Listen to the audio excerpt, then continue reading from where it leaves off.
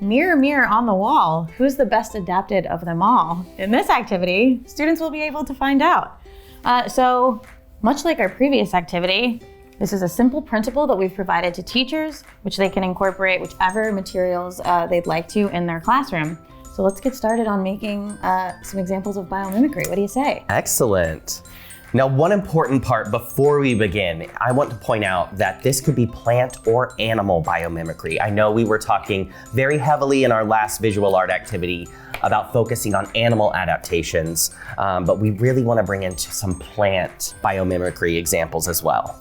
I think that's a great point, Mitch, and I think students, especially in the first grade level, will think of more animal examples on their own. So this is somewhere where we may throw in an accommodation or a scaffolding where maybe the teacher can provide some examples to students to select from in creating their mirror, mirror on the wall piece, while other students may come up with their own ideas that they're very connected to and would like to use. Now, I'm focusing on the invention of Velcro, which is outlined in the SABES curriculum. Velcro was actually invented by someone who saw plant burrs getting stuck to their clothing and wanted to figure out why those small plant burrs were so good at grabbing on and not letting go. And they realized it was actually because on each tiny little burr, there were sort of these hooks that would stick to fabric, and thus Velcro was created.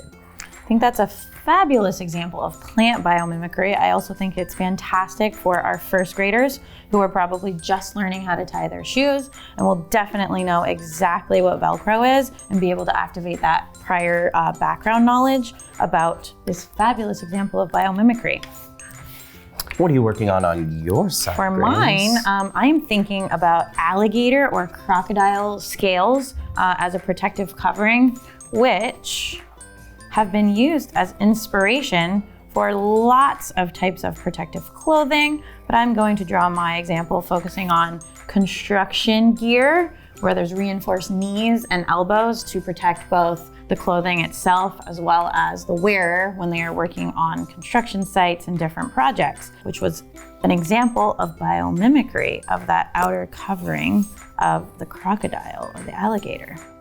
Absolutely.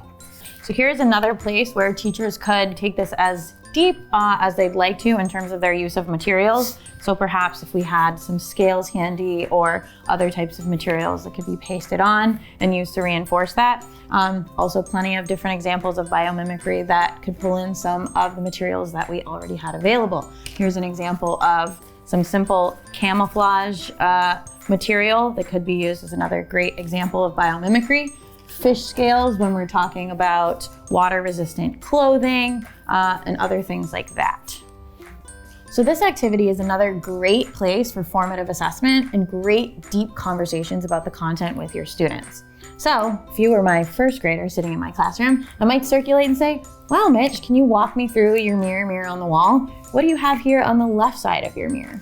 On the left side, I have a tiny little plant burr covered in tons of those little spikes, those little hooks that get stuck to your pants or socks. That's fantastic, Mitch. And what invention or object that humans have created do you have on the right side of your mirror that shows biomimicry to your burr?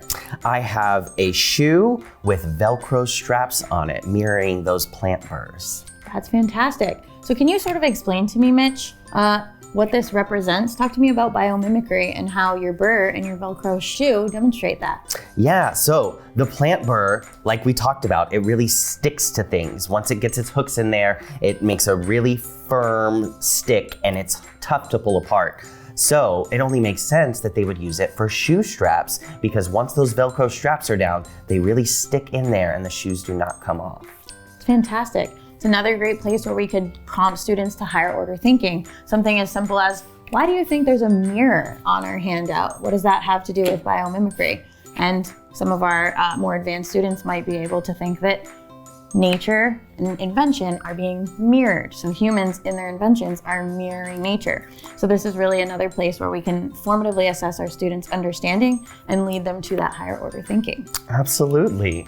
Now, if I may quiz you on yours, what did you draw on the left side of your paper? So for my example, I have an alligator tail here with all of its tough protective scales and its tough protective spikes on top.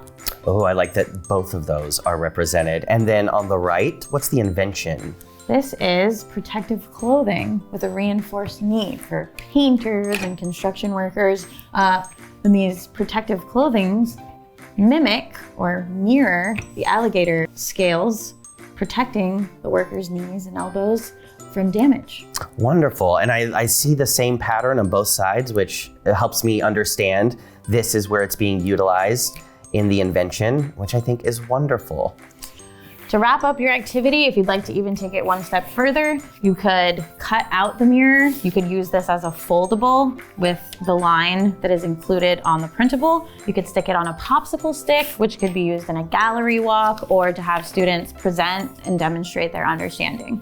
The most important thing I feel like for this particular activity is that it is not a drawing contest. It is a way to show understanding of a concept rather than who is the best drawer in the class. Absolutely.